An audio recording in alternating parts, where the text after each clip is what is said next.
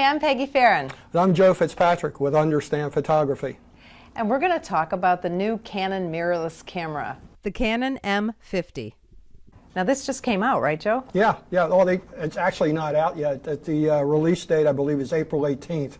But the pre-production samples have been making the rounds so everybody could check it out. Okay, so what's so cool about this camera? Well, it's interesting. It's their first mirrorless camera with 4K video, number one. Okay. The other thing it has, it also is implemented to automatically take your photographs and transfer them to your phone so you can then upload them to social media. So let me get my mind around that. So what is it doing, taking a small JPEG no matter what quality setting you're in? I am not clear on that. Oh, okay. We'll have to wait till I actually get my hands on one. So every time I take a picture, if I have the setup right, it's going to go right to my phone? It'll go right to your phone. And then if your phone's set up, you could have something set up on your phone that when it sees a picture, it could upload it to social, or like some of us do, upload it to Lightroom Mobile or Dropbox or whatever you would want it to do. Wow. That's pretty cool. That is pretty cool, because the Wi-Fi, I mean, it's not, the Wi-Fi option's not difficult, but it's not super easy on, on the DSLR Canons anyway. It remains to be seen how simple it is to set it up. I'm hoping that it'll be a little simpler than it has been on some of the other Wi-Fi connections, which can be challenging. That's a good word for it, challenging. I can think of another word or two too, but you can't say it on here. Yeah. So what's so cool about, now Canon had a mirrorless camera before. Canon's had a series of mirrorless cameras for the last several years. They started out with a very basic one that didn't even have a eye-level viewfinder. It was basically a point and shoot. And that went over very well in the Asian market. It became the #1 or 2 seller in the Asian market. People don't realize that, but Canon is the big dog over there, and that's an emerging population there. And they maintain that lead over there. So now they've brought this out, which is more of it's kind of a mirrorless rebel. Oh, okay. Is what I would describe it as. It has the 4K feature, which is something that's up and coming, and a lot of the mirrorless, or almost all the mirrorless, have. Canon's been a little late to the game on that. And their implementation is not quite what I was hoping for. What do you mean their implementation is not what it's 4K video, but what they do is, where most of the manufacturers, they take the full res photo and then they use software to run it down to 4K. Canon is actually taking a crop off the sensor, a 4K crop off the sensor, and using that. You still have 4K. The problem is when you do it that way, you wind up with another crop factor. Oh, so you're already starting with the crop factor. And now you're going to double it. And then you're cropping again. So you're doubling the crop factor, so it's 2 point whatever the crop factor. So what does that mean? Is the quality not as good? Well, no, but it makes the lenses kind of awkward. Oh, so you need like a super wide lens if you're using this. Yeah. I mean, now they're wide lenses, I think 15 millimeter. So typically that would be 24 or 23. So now that's going to be like a 35 or something like that. Okay, now I understood what you're talking about, but our motto at Understand Photography is we simplify the technical, and you're throwing a lot of numbers out. Okay, yeah. It's an APS-C camera, what we usually call a crop camera. And that's in reference to a full frame camera. So you look at a full frame camera, and with a certain size lens, you have a certain field of view. Okay, so with a full frame, you can see a lot. You can see a lot. And a crop frame, you can see less. It cuts it down, which is a bonus if you're a nature photographer, because now all your lenses are automatically 1.5, again, longer. So a 50 millimeter lens is now a 75 millimeter lens. Equivalent to. Equivalent, okay. Same field of view as a 75 on a full frame. But now with this, you're going to take that 75 and you're going to put another crop factor on it. 1.6, so that's another 40 or 35 on top of that, so now you're looking at it being a 100 millimeter lens. And then you can't be very close at a 100 millimeter lens. You've got to be pretty far away in order to get whatever you're trying to. Usually video is not extreme close, although I guess it depends on what you're doing. Well, a lot of the vloggers or vloggers will like this because they can use the normal lens and hold it at arm's length and have a nice close-up of themselves. And a lot of them are excited with this. Okay. They're not quite as excited. The other thing with this 4K implementation, now Canon is known for their what they call their dual pixel autofocus system. For video, it's the best system in the business, bar none, okay? It's great at tracking things across the camera, focusing, and everything else. It's a patented technology. When you go to 4K, you don't have it. Oh. When you go to 4K, you go back to the normal phase detect or contrast detect systems. Okay. Okay, which is okay, but it isn't. It is, you know, their forte is this dual pixel, and 4K you don't have it. And that's mostly for focusing issues? That's for focusing. So yeah. you might not, it might not be as easy to focus. And it may not be as consistent in tracking the focus. I see. With the dual pixel, it's like somebody's behind the camera tracking the focus all the time. It works tremendously in video, following people back and forth and things like that. It's really good. Plus with the touch screen, you can just tap on something and the focus will change to that thing. Okay, very And that's smoothly. on this new camera too, the touch screen? Yeah. Touch screens are kind of fun. And their touch screen is nicer. Their old touch screens, they've had flip screens, but this flip screen is fully articulated. So you can flip it out, not just down or up, but you can flip it all the way out to the side. In the old ones, you flipped it up. Okay. So if you turned it around and you had a mic on top of the camera or something like that, or a flash, now you can't see it for the mic or the flash. So this one flips out to the side like our video cameras do. So even if you have stuff on top of your camera, mics or things like that, you can still see it if you're monitoring yourself. I think that's pretty slick. So they've got a lot of nice features. It's just the 4K implementation is not so hot, but the target market of this is typical entry-level consumers, and I don't think they're all that concerned about 4K. Okay. You know, so the upper end guys, yeah, they're going to have a complaint about that, but the typical consumer it's marketed to, I don't think they're going to miss it or even know it's not there. What other features? Besides that, let me get a rundown. I've had a rundown on some of the stuff it's had. The sensor, of course, is the same 24 megapixel sensor that they have in their other newer cameras, and that's a pretty nice sensor. The dual pixel I told you about. Now that sensor, the autofocus, the dual pixel autofocus, with the standard lenses, it covers 88% of the viewfinder one way and 100% the other. So these focus points are spread, 143 focus points, and they're spread all over the screen, right up to the edge. Oh, wow. Yeah, you're not talking a little clump in the middle. Right, like we're used to. With certain lenses, it's 100% one way and 88% the other that's covering the screen. That's 143. With some of the older lenses and the regular EF lenses you would put on it, then it covers 80% both ways, and it has 99 focus points. 80% is still a lot of the screen being covered for focus. Oh, that's awesome. So that's really an awesome So even feature. though you don't have the double pixel, well, that's with the dual pixel. that is with the dual pixels. That is with the dual pixel.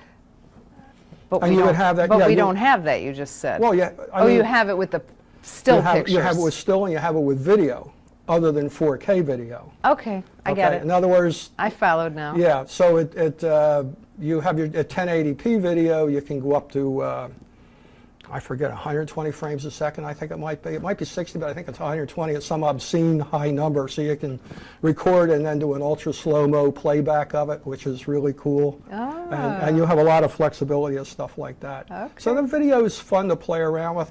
As a still camera, it's great. I mean, it has all the scene modes like the Rebels do and things like that.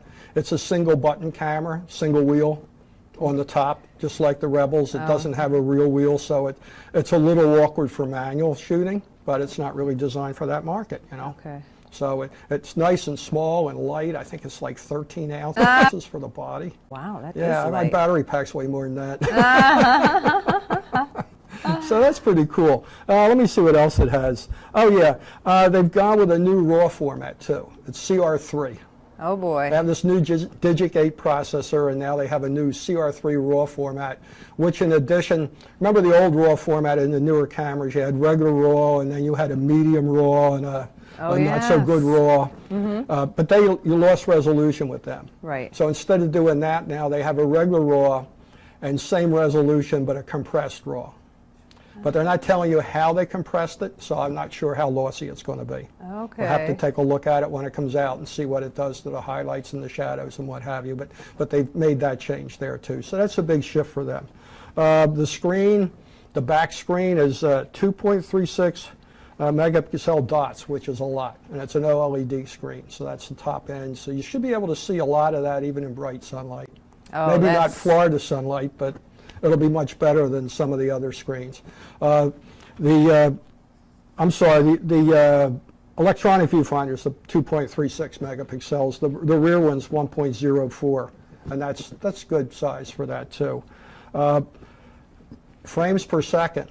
In AF single shot, 10 frames per second. Wow, and we call it one-shot Canon. One people. shot, yeah. What are you, a Nikon guy now? In my note I put AF-S, which is the Nikon. I'm just teasing you. Yeah, little thing. And in AI servo, it's 7.4 frames per second burst. So in servo with continuous focus, you're getting 7.4. That's pretty good for an entry-level camera. That is pretty good.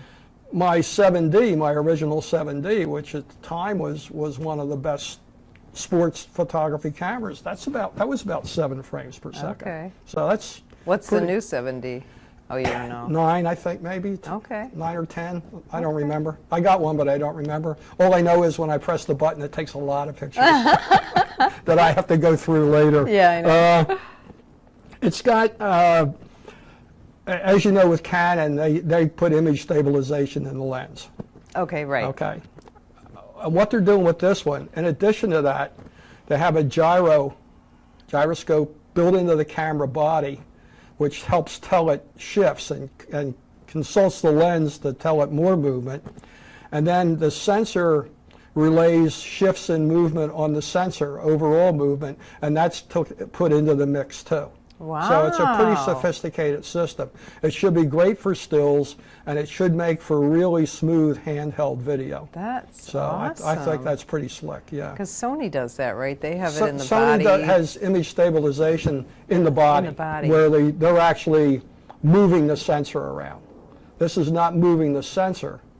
It's looking at what's happening to the picture on the sensor and seeing the picture moving and translating it, telling the lens to stop it, you need to do something else. Okay. So it's a different, they're getting to the same end but using a different technology, which I find interesting. Wow. So there's a lot of thought behind it. So it's coming up, they're up in their game.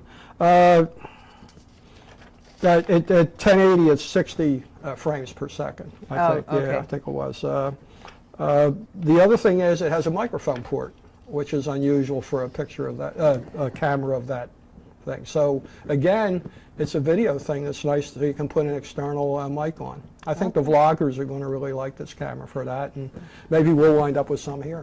Hey, you never know. Something to play. You hear that, Canon? Send us 3. But are we going to have the same problem with 29 minutes? No, not when we're hooked up like we do on the feed. But yeah, you're still limited to that 29 minutes. That's to get around a European tax rule. Oh, that's right. I forgot on all about the that. SLRs. I mean, it has nothing to do with the technology in the camera. It has all to do with a European tax rule on what they consider. So most DSLRs and even the mirrorless, we can only do 29 minutes recordings. They're limited to that, yeah. There may be 1 or 2 that don't, that have decided to the heck with the European thing, but that's there. But for what we do, we don't record the cards. We're recording to our video station, so that wouldn't matter because ours is just as a monitor. So that's interesting. Let me see if there's something else on there. The other thing that's not really great is 235 shots per charge on a battery. That's it? That's it. Yeah. Now there are other M series are around 350, and some of the competition is up 400, 450 on a battery. But that's how they keep it small. Oh yeah, that makes sense. Yeah. Well, I remember when I went to Paris and I bought my first bridge camera, you gave me good advice. You're like, get an extra battery right away. Yeah. And you were right, man. That battery lasted me about an hour and a half. And that was it. Well, with this camera, my advice is get 2 extra batteries. Yeah. Because you are limited there. So especially if you're doing video. I don't know what the video running time would be on it, but I suspect it's, you know, your battery may be challenged on the 29 minutes, you know, or I would probably make 29 minutes, but you're going to be challenged on that. Okay, interesting. And the other thing is available in both black and white. Oh, you know So you have what? color I choice. like that. like the bridge camera I bought a Lumix. I found it in white, and I was so happy because everything is black. I go in my camera bag, I can't see anything because everything's black. Yeah. So I like color. I hate that. I wish it was a rule that all camera bag manufacturers had to make the inside a nice bright color, so all the black so you stuff could find things. Find it. But do they do that? A couple of them are starting to do that now. They're winding up on it. But all I my understand bags are why they pretty don't. old. They don't because of the dirt. They don't Yeah. want the dirt to show. Yeah, but you want the dirt to show so it isn't getting in your camera too. I was just going to say, you know how Isaac was our guest on the show, Isaac from Southern Photo Technical Service, and he's all, like every few months he'll say, "Have you vacuumed out your camera bag lately?" Yeah. Well, he was that's cleaning, good advice. He was cleaning sensors, and when everybody was picking up, he said, "Your camera's clean now. Clean out the bag before you put it back in it." Great and advice. that's good advice. I should take it. Yeah, I know. So what else? Anything else? Let me see if there's something else on there. I think we covered everything that's really cool. The cool thing is it's Canon's first mirrorless that has 4K video.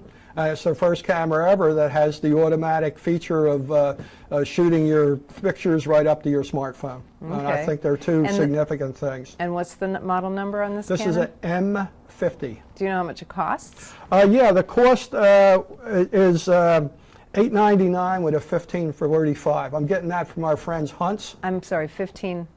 The 45 millimeter. 15 to 45 millimeter lens. 45. It's $900, let's say, and I got that price. I think it was $899. Our friend Gary at Hunt's, that's what he's doing for pre-release. You can go and order one, and when they come out, you'll get it shipped to you, so you can be one of the first to have it. And the date they're coming out again? I believe it was April 18th. Okay. But sometimes those 2018. dates, 2018. In case this video is still on the internet for years and years. And Canon's really good at delivery dates. When they say a delivery date, they usually meet it with enough product in the pipeline to actually not run out. Satisfy demand. Some other manufacturers, they have a release date and there's 5 coming out, and then everybody's crazy for it, and it's, it's misleading. But Canon usually has plenty to go around. So this should be an interesting camera, and I think it shows the direction that Canon's taken, more importantly. Going with the social media connectivity, recognizing that 4K is going to be more important to even the consumer level people, and I think that's the direction they're moving there. Awesome. The Canon M50 comes out April 18th, 2018. Check it out from our friends at Hunt's Photo and Video. I'm Peggy Farren with Understand Photography. Thank you, Joe Fitzpatrick, You're for welcome. doing all this research. Yeah. And we will see you soon. Thank you for watching the Understand Photography show. It would help us immensely if you would click like and subscribe to our YouTube channel.